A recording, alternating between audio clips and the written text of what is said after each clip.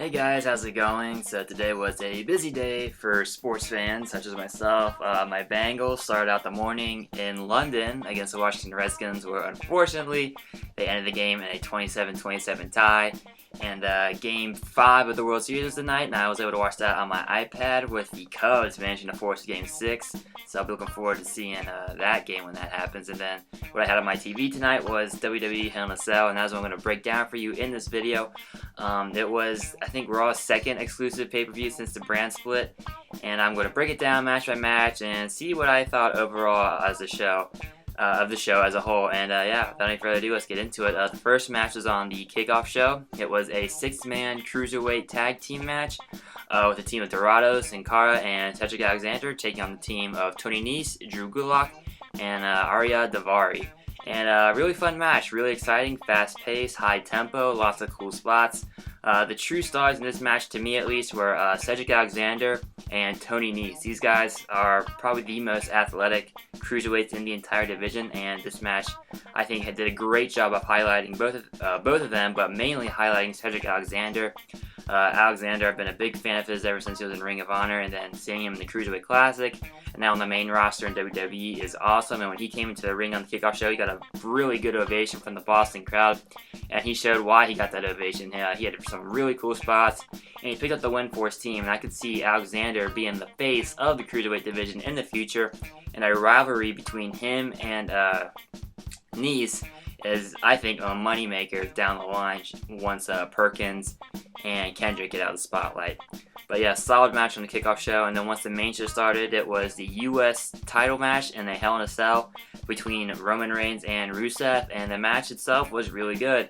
I thought the pacing was really terrific throughout the entire thing. It started out slow, and then the brutality and the pace began to pick up gradually throughout the entire thing.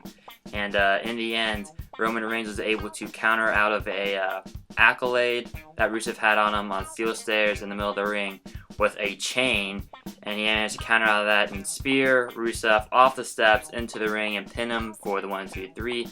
Really fun match. I believe this rivalry is now finished. On Talking Raw, Roman Reigns, Talking Raw is Raw Talk, is the Talking Smack equivalent of Raw that just debuted after Hell in a Cell. And after the show, he mentioned how he wants a shot at Kevin Owens. So if his rivalry with Rusev is indeed finished, I could definitely see him getting put into a program with Kevin Owens, as a rivalry between Rollins and Jericho was hinted at during the show, and I'll get to that later. But yeah, solid match. Roman Reigns retains the United States Championship over Rusev. After that, it was Bayley taking on Dana Brooke, and I don't know, I guess these two just don't have really good chemistry. The match itself was nothing spectacular. It was just average in my opinion. Bayley got the win, which was kind of obvious considering how she lost to Dana Brooke cleanly on Raw a couple weeks ago, and by cleanly I mean Dana Brooke was trying to reach for the ropes for the dirty pin but could not reach it, so it just appeared as a clean win over Bayley, and Bayley was able to get her revenge on Dana Brooke here at Hell in a Cell. The match itself was nothing spectacular. Hopefully this rivalry is over. It's been pretty stupid in my opinion. The matches on Raw hadn't been that good, and then the arm wrestling segment was just dumb on Raw this past week. So hopefully this is the blow-off match to the feud, and Bayley can move on to bigger and better things. After that, Enzo and Cass took on the Club, and Enzo and Cass came out, cut a great promo with pandering to the Boston crowd pretty much almost throughout the entire promo. Made me laugh when they were making fun of Gallows and Anderson. And then Gallows and Anderson came out, the match started. Really fun match. And Gallows and Anderson, they were in need of a huge win, and getting a win over the probably second most over tag team in the division behind a New Day works wonders for them. They got the big win by I think it was Anderson pinned Enzo, I believe. And yeah, I predicted that. It was kind of obvious. I mean, Enzo and Cass are so over at the crowd that a loss doesn't really hurt them, but the Club was, they were just floundering around. their humor gimmick didn't work, and then it looked like WWE is going to turn them back into the Bruiser gimmick that they should have been all along, but then that kind of fizzled out, so I don't have really no idea what WWE is doing with them. But getting the win over Enzo and Cass on a pay-per-view was the right call in my opinion. Hopefully this is a great step in the right direction for the club, as they should be rebuilt into this Bruiser tag team that got them a lot of success in New Japan Pro Wrestling. Following that match, it was the Hell in a Cell match for the Universal title between Seth Rollins and the champ Kevin Owens. And in my opinion, this was the match of the night. A great Hell in a Cell match, a lot of cool spots. There was one point in the match where Kevin Owens took out a fire extinguisher from under the ring and accidentally sprayed the ref in the eyes. So they had to open the door, and once they opened the door to the cell, Chris Jericho came in and locked himself in the cell. So it essentially became a 2-on-1 match. And Rollins managed to have like a little bit of a comeback. There were spots where it seemed like he could win, but overall the numbers game was just too much for him, and Owens was able to retain his Universal Championship. There was a really cool spot though where they had a table on the side of the ring, in between the ring and the cell, and then they had another table up against the cell and the ring, and Seth Rollins power bombed, I think it was Owens, through both of them. That was really cool. Probably spot of the night in my opinion. And then after the match, after Owens retained, Jericho went back into the cell and gave Rollins a code breaker. So if Reigns and Owens do indeed become a program with a champ vs. champ thing going, that could definitely see Rollins taking on Jericho for the time being. That's what it looked like it was being hinted at when Jericho delivered that code breaker to Rollins, and that could be a lot of fun to see. And yeah, Owens and Jericho were on Raw Talk, and they killed it. That was the best part of that after Hell in a Cell show that WWE Network debuted. So if you haven't seen it, just watch it for the Jericho and Owens segment. It was gold in my opinion. So following that, it was the Cruiserweight Championship match between Brian Kendrick and T.J. Perkins. I guess the crowd was kind of out of it. They were pretty silent throughout, and I mean the action itself wasn't like high-flying stuff that we saw in the 6-man tag Cruiserweight match, but it was solid overall. But the crowd was just kind of dead throughout the whole thing.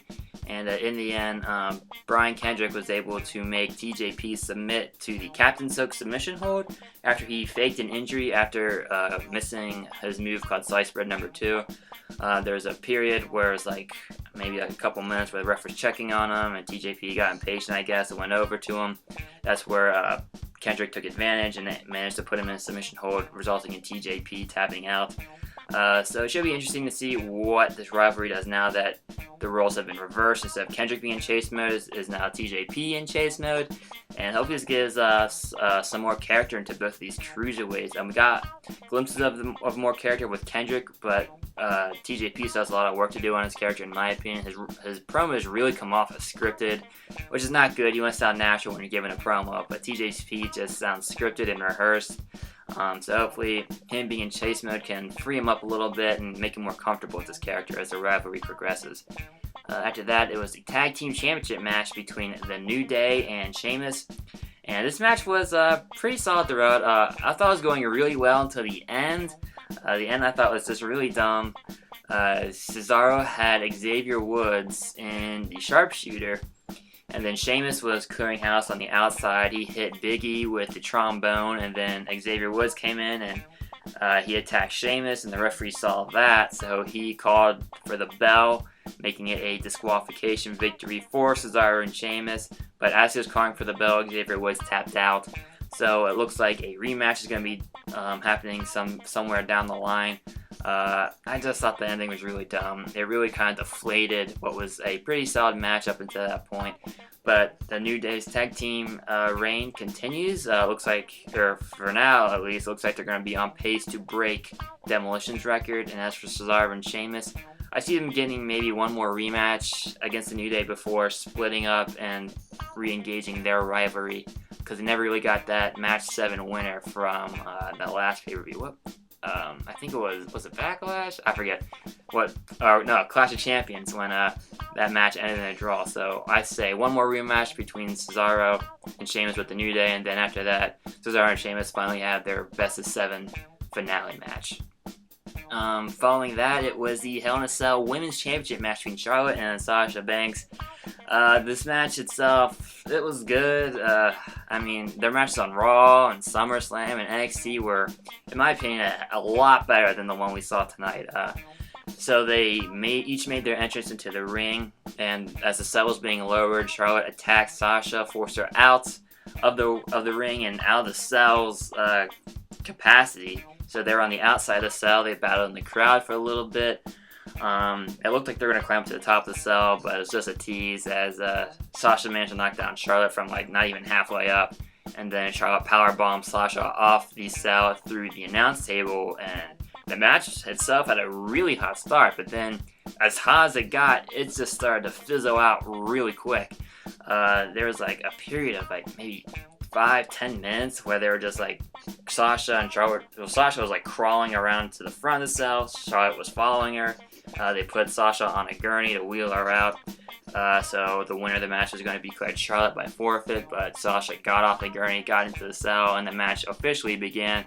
And there's some cool spots, but there was also a lot of botches. There was a cool spot involving a chair that they made use of, and then they had a table set outside the ring where it looked like Sasha was supposed to get Charlotte off the turnbuckle, and Charlotte was going to fall through and break the table, but she just fell on the table, and the table kind of just like fell with her, so it didn't break. And then the ending was just, it was awful. It was a horrible ending. So Sasha's gonna powerbomb Charlotte through the table in the opposite corner of the ring. But her back from being powerbombed through the announce table earlier gave out on her. So Charlotte picks Sasha up, throws her into the table. It doesn't break. Sasha rolls off. Charlotte throws her into the table again. It doesn't break. Sasha rolls off. Charlotte hits her with natural selection and pins her in the flattest way possible to end the match. I mean, it had started out really hot with the brawl in the crowd, and then it just fizzled out completely at the end. The Boston crowd, I mean, Sasha Banks' hometown, was just dead silent after the match, and then once the pin happened, I mean, you kind of were just sitting there like, that's it. This match had a lot of hype, and in my opinion, did not live up to it. This is kind of sad. I mean, it was the first time women were fighting in Hell in a Cell and main eventing a WWE pay-per-view, at least the first time to my knowledge. And but the matches that Sasha and Charlotte had in the past, I thought this would be a epic bout. Unfortunately, it did not live up to that, and I don't get the decision to have Charlotte win the belt back. I think it's switched like 5 times in the past since maybe WrestleMania 32. The belt's gone switched 5 different times. It's gone Charlotte, Sasha, back to Charlotte, I guess. So, I mean, the booking was just questionable for this match. And then to have Sasha lose in the main event of a historic pay-per-view where it's supposed to be women main eventing in Hell in a Cell for the first time ever, but has Sasha lose the title in her hometown in that main event, it just killed the Boston crowd. So I don't get why they made that decision. If you're going to have that match with that magnitude go on last, in the champ's hometown, you would have the champ win to send the crowd home happy, but it just left a bad taste in your mouth. And the match itself was good, but it did not live up to the hype, in my opinion. And Hell in a Cell, for me, was just good. The best match on the card was Rollins versus Owens, and all the other matches aside from Rusev and Reigns and the kickoff show match were just good as well. I mean, Rusev and Reigns and the kickoff match show were great. Rollins versus Owens was fantastic. The women's Hell in a Cell match, just good, could have been a lot better, and then everything else on the card was just alright. And yeah, so if you're going to watch Hell in a Cell, just watch it, in my opinion, just for Rollins versus Owens. And that's all I got for you. So if you liked this video, feel free to get a thumbs up, leave a comment, and subscribe to the channel. Make sure you follow me on Twitter at Cincy Fan Zone. I live tweet during various sporting events and wrestling events such as Hell in a Cell. And make sure you check out my website, cincyfanzone.blogspot.com. I have a lot of content up there. I write weekly blog posts for it. Every video on my YouTube channel is over there, and I have pictures from various sporting events that I go to. I have autographs up there, Baba's up there, and a whole lot more. And it's the best way to get the full Cincy Fan Zone experience. So check it out by clicking the link on screen or by going down below and clicking the link in the description box. And as always, guys, thanks for watching.